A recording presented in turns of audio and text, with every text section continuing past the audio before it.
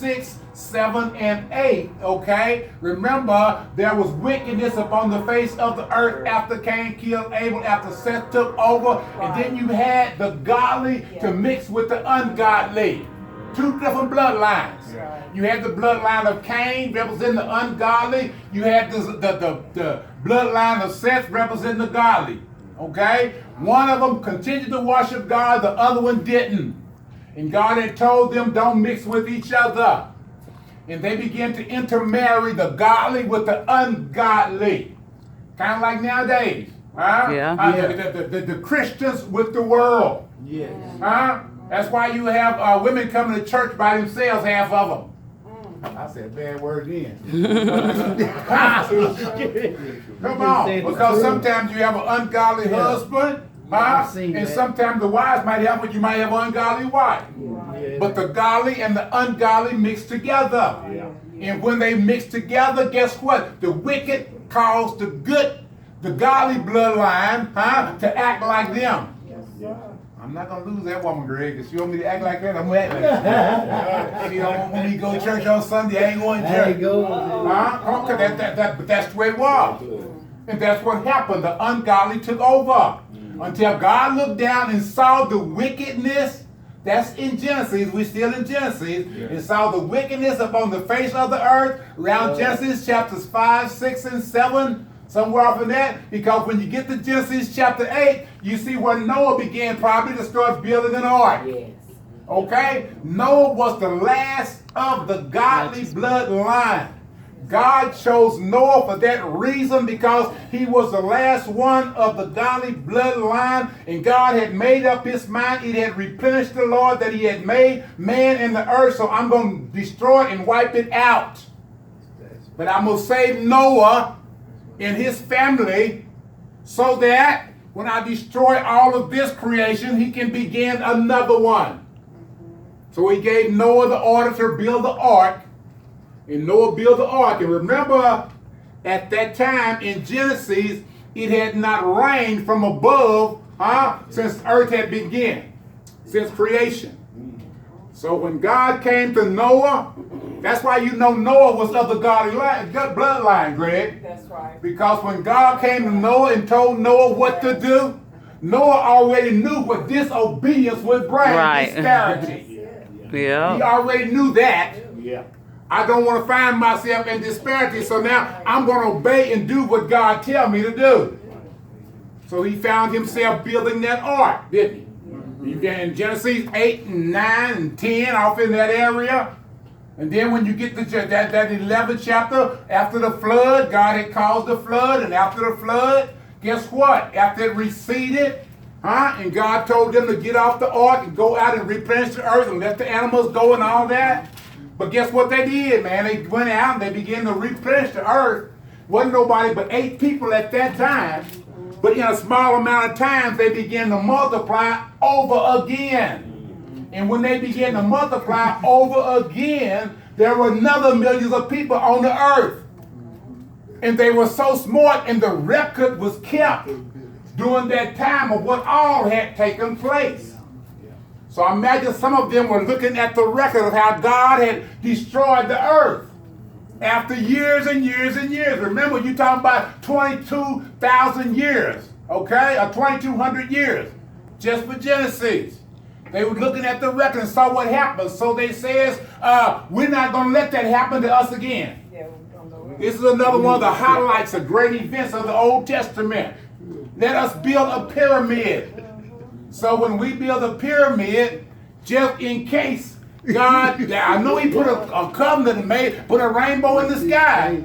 But you know what? We're not all that godly, so I don't know if we can believe he's going to keep his promise and not let it rain anymore, but just in case. Let's build a pyramid to go all the way to heaven. And so if that happened again, we'll have somewhere to go. And God knew what they were doing. And he came down and confused the languages. And that's Genesis 1-11. Look at your sheets. Okay? Where it says the Pentateuch, the Torah, the 5 books of Moses, from Genesis, the beginning. And we know that the author. And I like to do this because it's my belief whoever you are going to serve, or whoever you're going to allow to be your master or your Lord, you need to know something about them. Right. Amen. Right. And how they establish the fact to get in that prominent position. If you don't know anything about them, how you going to be obedient and serve them and find yourself in delight instead of despair? Right. You got to take some time, and like I told you earlier, the Old Testament talks about the character and the attributes of God. When I say his character, I mean his omniscience. He knows everything. Everything. And it talks about the point that he is omnipotent. Yeah. He has all power. Yeah. It tells you that he's omnipresent. He's present everywhere. It tells you the point that he's immutable. He don't change. He's the same yesterday, today, and forever. And then David says that he's a sleepless God. He never sleeps or he never slumbers. And if you can look in the Old Testament, you'll see where everything down here, through God's character, is under his providential care. Huh? I mean, he's the one that keeps things going the way they should be going. Right. But this is information that you glean from the Old Testament. When you get to the New Testament, you talk about God's person in Jesus Christ. But it's God all the way through the Old Testament.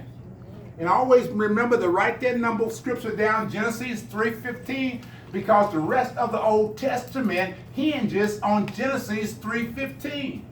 Huh? The rest of the Testament, Old Testament, hinges when God begins in Genesis 12 to call Abraham. Because you have to understand how Jesus got on the scene.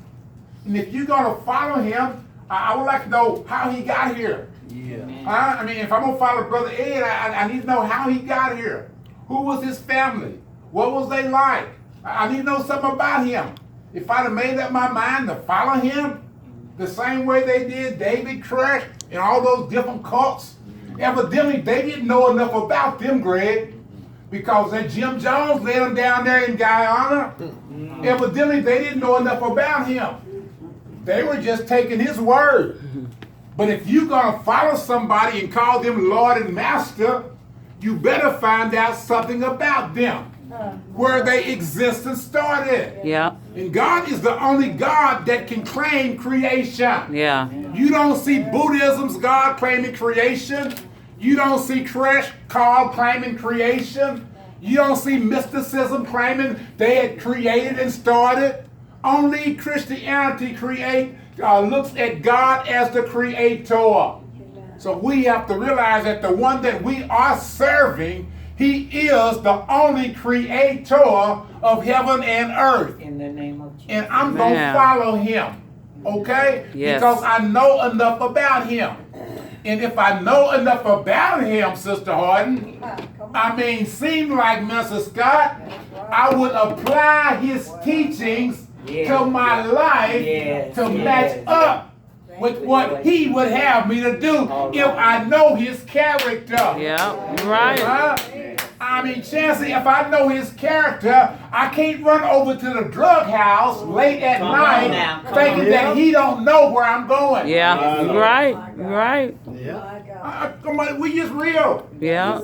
I can't go over there flirting with Sister Harden or go over there trying to commit adultery or fornication with Sister June or somebody if I know his character. That's it. Because I'm convinced, I don't know about y'all, I'm convinced he know everything I do and go everywhere I go and know the thoughts in my mind. I am convinced. Yes, yes. Say that.